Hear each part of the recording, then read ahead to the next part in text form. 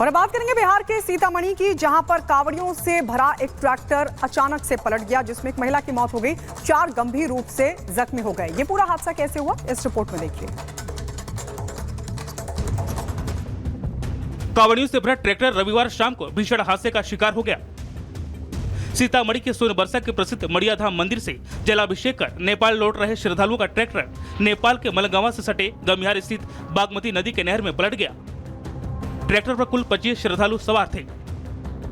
इनमें 4 श्रद्धालु गंभीर रूप से जख्मी हो गए। एक की मौत की सूचना है, जिसके बाद मौके पर अफरा तफरी मच गई। इस घटना में 54 साल के महिला कांवड़िया की मौत हो गई, जबकि 4 कांवड़ियों की हालत गंभीर बनी हुई है। वहीं कई लोग घायल हो गए हैं। घायलों को नहर से निकालकर अस्पताल भेजा गया, जहां सभी का इलाज चल रहा है। भारत का बॉर्डर पार करते समय नेपाल में कांवड़ियों से भरी ट्रैक्टर भीषण हादसे का शिकार हो गई। आसपास के लोगों को जैसे ही वाहन पलटने की भनक मिली, सभी अपने काम छोड़कर दौड़ पड़े।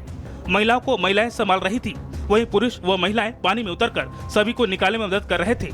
बताया जा रहा है कि संतुलन बिगड़ने के बाद बागमती नदी के नहर में ट्रैक्टर पलट गया। Bureau report, Republic Bharat. और अब उत्तर प्रदेश के बाद असम सरकार भी लव जिहाद कानून लेकर आने वाली है और नए प्रावधानों के मुताबिक जो भी दोषी पाया गया उसे उम्र कैद की सजा भी हो सकती है। पूरी खबर 1 मिनट की रिपोर्ट में आपको बताते हैं। यूपी की तर्ज पर अब जल्द असम में भी लव जिहाद कानून लाने की तैयारी है। असम में भी लव जिहाद करने वालों के खिलाफ कड़ी सजा का प्रावधान किया जाएगा। देश को एक बहुत बड़ा लाभ जिहाद का खिलाफ कानून का जरूरत है। ये टर्म जो है ना, वो ये बीजेपी की नई टर्म है। अब लव जिहाद की श्रेणी में डाल के आप उम्र कैद की सजा दे रहे हैं। हनी ट्रैप आप करवाएंगे फिर इसका मतलब लोगों से, और उसके बाद उम्र कैद करा देंगे। कोई भी इल्जाम कैसे भी लगा सकता है। इसका कितना जबरदस्त मिसयूज होगा। शर्मा ने यह भी कहा कि जल्द एक नई अधिवास नीति पेश की जाएगी, जिसके तहत केवल असम में जन्मे लोग ही राज्य सरकार के नौकरियों के लिए पात्र होंगे। इसके अलावा अगर कोई मुस्लिम हिंदू की संपत्ति खरीदना चाहता है या कोई हिंदू मुस्लिम की संपत्ति खरीदना चाहता है तो उसे सरकारी अनुमति लेनी होगी। अब विपक्षी दल हेमंता के ऐलान के खिलाफ मैदान में उतर आए हैं। Bureau report, Republic Bharat.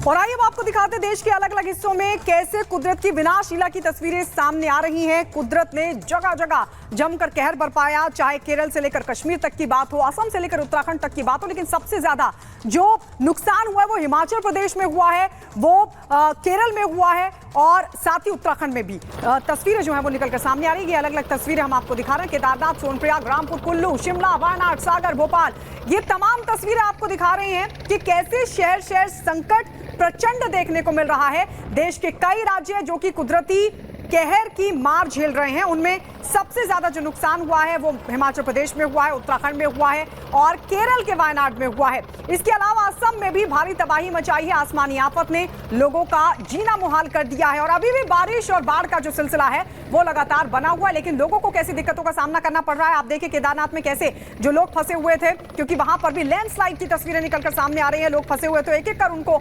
Rescue किया गया। तो वहीं सोनप्रयाग में भी हालात बेहद खराब है। रामपुर, कुल्लू, शिमला, वायनाड, सागर, भोपाल में भी स्थिति ऐसे ही बनी हुई है।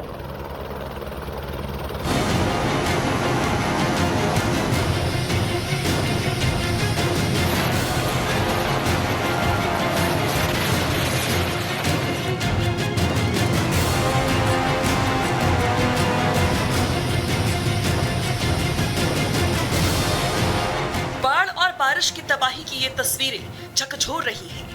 बारिश ऐसा तूफान लाई है कि हिमाचल से लेकर उत्तराखंड तक सब कुछ बह गया। गांव के गांव उजड़ गए और तबाह हो गई लोगों की हंसती खेलती दुनिया। टूट गए मकान और टूट गई लोगों की हिम्मत। लेकिन इस निराशा में भी आशा की किरण और देवदूत बनकर उभरे हैं एसडीआरएफ एनडीआरएफ की वो जवान जो बिना रुके बिना थके लगातार लोगों की जिंदगियों को बचाने की जंग में लगे हैं।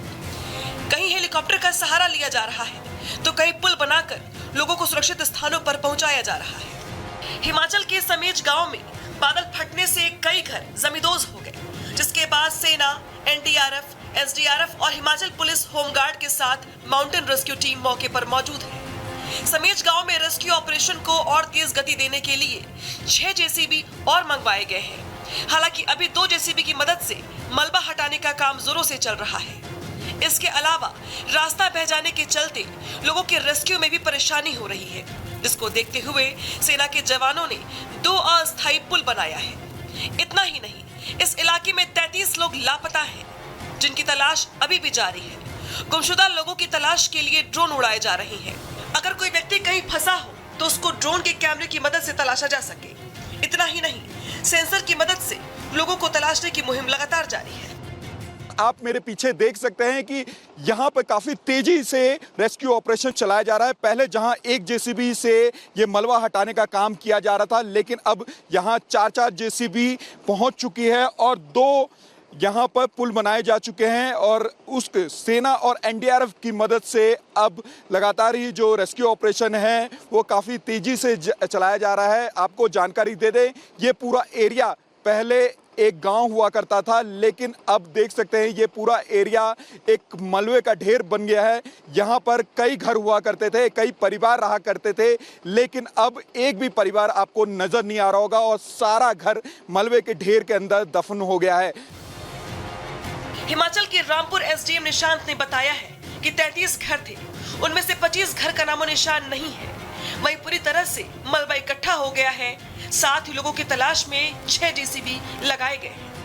हमारे जो अभी तक लापता हैं उनकी सर्च पार्टी के लिए हमारे भारतीय सेना, आईटीबीपी, सीआईएसएफ, स्थानीय पुलिस और होमगार्ड, हमारे एसडीआरएफ की सारी जो टुकड़ियां हैं, आप जैसा कि देख रहे होंगे कि जहाँ पे हमारे स्नीफर्स डॉग हैं, पहले मैनुअली भी इस काम को किया जा रहा है, साथ ही साथ ड्रोन की मदद ली जा रही है और हमारे स्नीफर डॉग्स हैं। तो जहाँ पे भी ऐसी एंटिसिपेशन है, हमारे जो स्नीफर्स डॉग इन द्वारा कुछ ऐसा सेंसिटिव पॉकेट्स हैं, तो उनको आइडेंटिफाई करके उसकी एक्टिवेशन का काम भी चल रहा है। लोगों का दिल जरूर टूटा है इस प्राकृतिक आपदा में, लेकिन हौसला अभी भी सेना ने टूटने नहीं दिया है। बीआरओ जगह जगह पुल बनाकर लोगों का रेस्क्यू कर रही है और लोगों को सुरक्षित स्थानों पर पहुंचा रही है। कुछ ऐसी ही तस्वीरें उत्तराखंड के केदारनाथ से भी सामने आई हैं। बाढ़ के बाद केदारनाथ के पैदल मार्ग पर लगातार रेस्क्यू ऑपरेशन जारी है। बड़ी लिचौली से लगातार श्रद्धालुओं को सोनप्रयाग लाया जा रहा है। अभी केदारनाथ में 1000 से ज्यादा श्रद्धालु फंसे हुए हैं, लेकिन सभी सुरक्षित हैं और चॉपर के जरिए रेस्क्यू जारी है। लगातार रेस्क्यू ऑपरेशन जारी है और आप देख सकते हैं अब यहाँ पर सिर्फ डॉग को भी भेजा जा रहा है।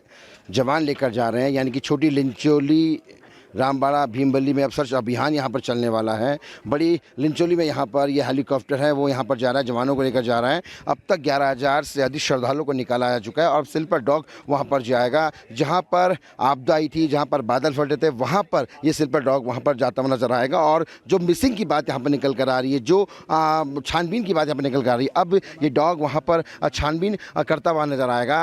आप देख सकते हैं जवान इसको यहाँ से लेकर जा रहे हैं। बड़ी लिंचोली पर यहाँ पर जाएगा और बड़ी लिंचोली के बाद वहां से इनका रेस्क्यू ऑपरेशन आरंभ होगा। तो वही बात अब केरल की। केरल के लैंडस्लाइड में मरने वालों की संख्या 365 पहुंच गई है, जिसमें 30 बच्चे भी शामिल हैं, जबकि 206 लोग अभी भी लापता हैं। वायनाड में लैंडस्लाइड के बाद छठे दिन भी सर्च ऑपरेशन लगातार जारी है। 6 टीमों में शामिल 1264 लोग मुड्डुकई, चुरालमाला, सामली मट्टम में सर्च अभियान चला रही हैं।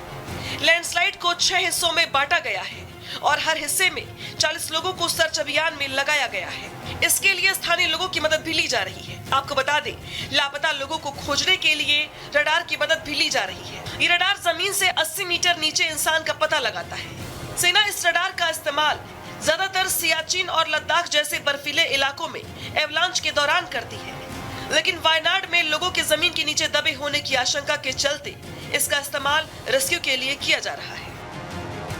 मौसम की मार से हाल बेहाल है और मौसम कब सुधरेगा इसके आसार भी फिलहाल नजर नहीं आ रहे। ऐसे में लोगों के लिए सेना रक्षक बनकर मैदान में है और उनकी लगातार मदद भी कर रही है। सोनप्रयाग में आर्मी ने मोर्चा संभाल रखा है। बीआरओ ने पैदल ब्रिज बनाया है। इसके साथ ही केदारनाथ की पैदल मार्ग भीमबली में भी ब्रिज बनाने का काम लगातार चालू है। अब तक 10,000 श्रद्धालुओं को सुरक्षित निकाल लिया गया है और पूरे उत्तराखंड में 31 जुलाई से अब तक 17 लोगों की मौत की खबर है, जिनके परिजन अभी भी अपने लोगों को मिसिंग बता रहे हैं। जिले के कप्तान उनके संपर्क में हैं, लेकिन पहला प्रयास दरअसल ये है कि जो लोग फंसे हुए हैं उनको जल्द से जल्द निकाला जा सके।